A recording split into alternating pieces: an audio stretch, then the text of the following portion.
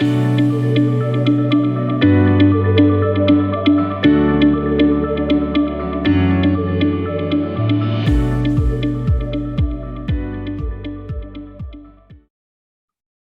and welcome to HEXATalk, the industry refresher powered by Hexanika.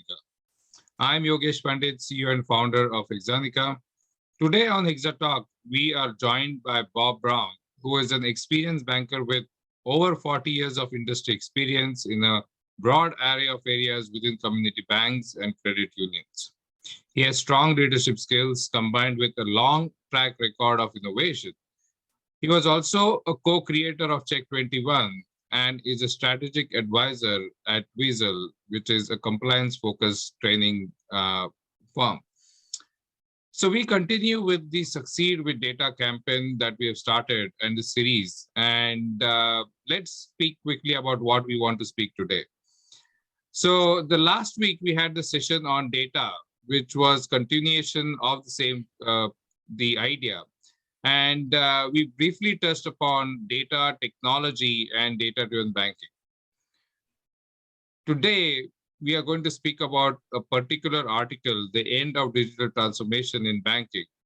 And that article was published in Forbes. The author is Ron Shevlin.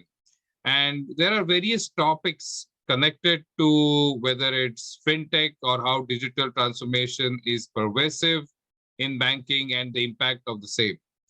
And with that, I would like to ask Bob a question that what are your thoughts about overall digital transformation in banking? And if you can also shed some light on the process, data, people aspect of it on this as well. Bob, to you and welcome to HEXATalk. Thank you, Yogesh. The majority of banks in the United States are moving along at various speeds towards improving their fintech capabilities. Now you've got people like JP Morgan Chase, they're investing billions of dollars in this. And the gap between them and some small community banks is widening as we go along, as they have committed to fintech as being the direction for their bank, similar to how B of A has. At the other end of the spectrum, you've got small community banks. They're probably family owned. The ownership in many cases is elderly, and their focus is short term. They're looking to invest maybe for the next couple of years before they then want to sell off their bank and retire. And they're not looking at making the necessary investments to promote fintech and the use of data over the next few years. They're waiting for somebody to succeed them, and then it's that person's problem. Got it. And I mean, one other aspect of transformation is also the process, legacy systems, and those topics have been spoken in the article as well. Would you like to perhaps shed some light on the process, and why don't I do one thing for our audience, briefly share the article so that they can look at the article later. But there is also a touch on the overall fintech, as you mentioned, the fear of fintech. There is a touch on the impact of transformation, whether it's successful, not successful, and how much return on investment on this transformation happens as a result. Many times it's delusional. And as I mentioned, topic on technology, use of new technologies such as AI and others, and process data and personalization. So these are some of the items. There is also a touch on embedded finance and DeFi and new technologies, which are far away from where we are today. But given all these wide array of topics, would you like to especially pick up on one or two items in this article and shed some more light? Bob. Yeah, one of the biggest problems is that the core providers, many of them are running systems that were largely developed in the 1970s and 80s. They started with green screen technology. They then evolved when Windows came out in the mid 80s to a Windows environment, but really is slapping lipstick on a pig. And then when the browser environment came out with the internet, then we slapped an HTML front end on these systems, but the back end is still the same back end. And I mean, you've still got assembler code out there in some cases and COBOL. And it's not to the vendor's advantage to sit there and invest in new technology to reinvent the wheel as long as their application is still up and running. But what you found is that the fintech companies have found a niche where they can be much more nimble and come in much more cost effectively. And they can start offering very narrowly focused solutions to financial institutions that address some of the needs of their customers in today's environment, where we're all accustomed to handheld mobile devices where we can initiate a number of transactions through apps. And that's really outside the thought process of most of the core providers today. The other thing is that from a data perspective, most of the vendors think about what the minimums are. What do you have to keep in your system? Instead of what is the maximum, what can we keep in the system so we can better analyze what's going on with the customer and narrow tune down a product to a customer's needs, specifically at that time and at that location. So, and Bob, to add to the point of data, I completely, by the way, agree on the technology aspect, where when you go underneath, you still have to code in COBOL to make any change in core. But leaving the software piece of it aside, of the core banking piece aside, today, there is a fear of data, especially in community banks and credit unions. In the past, they did not even get data. And as you mentioned, it was a minimalistic approach that give me only little that I need. Whereas the fintech companies that are competing with credit unions, community banks in different products and services such as mortgages, lending, and others, their approach is exactly opposite. Give me all the data so that I can be more intelligent about the customer, so that I can have a better strategy on the revenue optimization, cost optimization, and perhaps banks need to take similar approach to be competitive. Not saying that the key strength of community banks of customer relationship is going away, but data will just enhance it. So you are spot on data, that fear about data should go away. And in fact, this series of Succeed with Data is a focus series on this topic to share the topics that were actually in this article, how AI can help banks to actually be more nimble and at the same time intelligent. How new data technologies can do a lot of things without fear of programming, as you mentioned earlier. There are what is called as low code, no code solutions, where you can just drop data and start getting intelligence or insights from it. So I think that is the focus of this Succeed with Data series, Bob. So thank you for the inputs on the first question. The second question that I have is perhaps futuristic. Given some inputs on this article, there's mention of DeFi and centralized finance and all that. What are the trends that you see in 2022, and trends positive as well as negative trends, if you can share? Yeah, obviously the relative cost of technology, without going into detail, is declining based on any unit of measurement you want.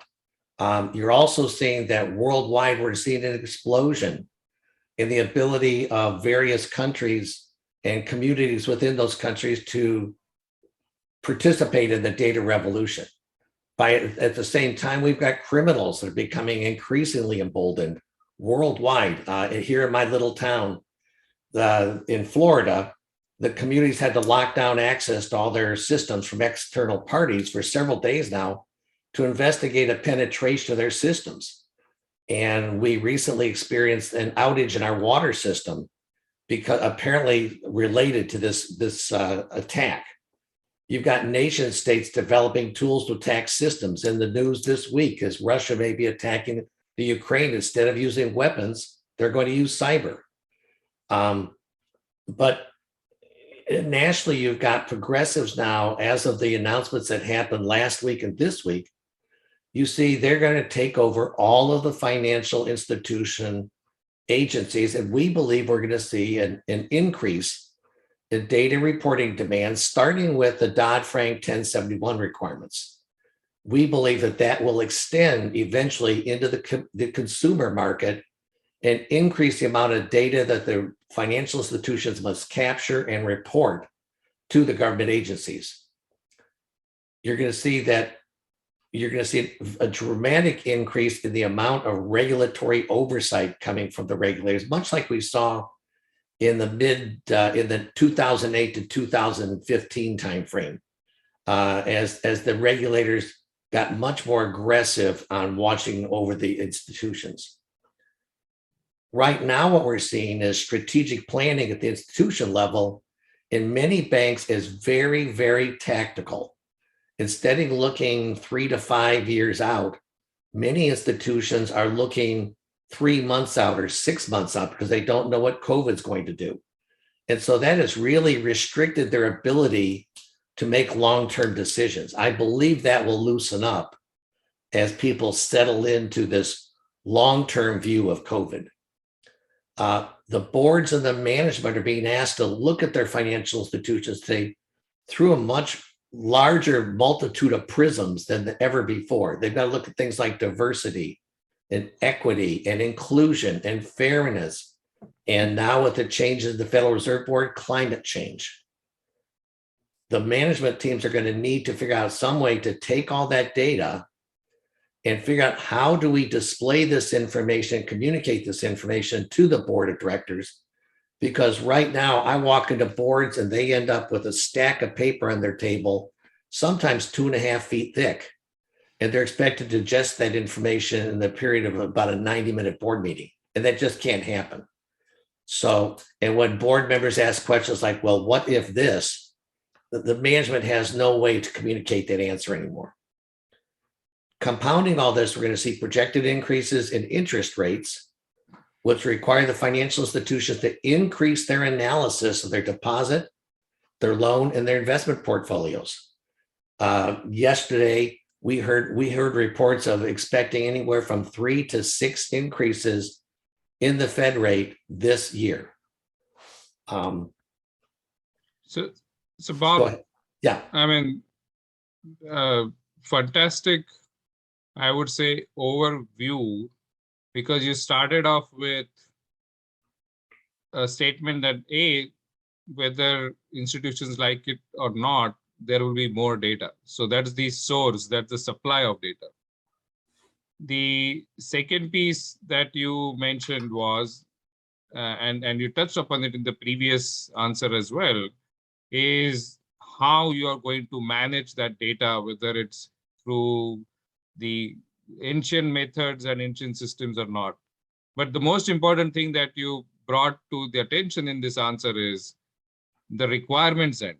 There is going to be more analytics required because of changing market conditions. There is going to be more regulatory requirements on the report and data because of new regulations and new administrations and the way regulators are looking at it. And overall, more need of analytics, whether it is artificial intelligence enabled or not, it doesn't matter. You will need more analytics. You will need more reporting. And that's what 2022 look like. And as part of the series, Bob, we will be touching upon not just more data and what we can do, but perhaps how to do this analytics and how could be more efficient. Last piece that you mentioned is the whole touch on explainability or auditability when the regulators come off data. From report, can you explain transparency around data? I think that is also a very important aspect when you look at, when you start using data and start reporting and start analyzing. Uh, can you really explain, as you mentioned, from 2 feet or 3 feet of stack of paper, can you explain what exactly has happened in a very summarized and easy way? That is going to be very important from board level, management level, especially as regulators knock the door. So I think fantastic overview. Bob, thank you for your input. I would like to continue this conversation at least, once in 2 months or once in a quarter. Perhaps we can pick up one piece of how to get the data and data piece of it. Then we can touch upon process and consumption. But I look forward to continuing this conversation, Bob. And thank you, Kritika, for setting this up. And have a nice day. Thank you very much. Thank you. Bye-bye.